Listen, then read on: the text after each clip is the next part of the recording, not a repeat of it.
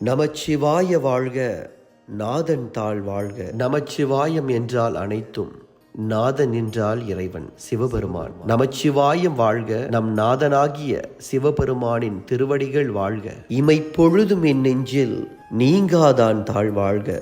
கண்ணிமைக்கும் பொழுதில் கூட உன்னை மறக்க மாட்டேன். என் நெஞ்சில் என்றும் இருக்கின்ற சிவபெருமானின் திருவடிகள் வாழ்க. கோகழி ஆண்ட குருமனிதன் தாழ்வாழ்க. திருப்பெருந்துறையில் குருவாக வந்து ஆண்ட மாணிக்கத்தை போன்ற இறைவனின் திருவடி வாழ்க. ஆகமம் ஆகி நின்ற அன்னிப்பான் தாழ்வாழ்க.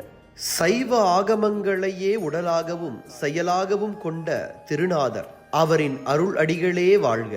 ஏகன் அநேகன் இறைவனடி வாழ்க. ஏகன் என்றால் ஒருவன், அநேகன் என்றால் பல வடிவங்களை கொண்டவன். பலதரமான வடிவங்களாக நமக்கு அருள் புரிகின்ற இறைவனின் திருவடிகள் வாழ்க.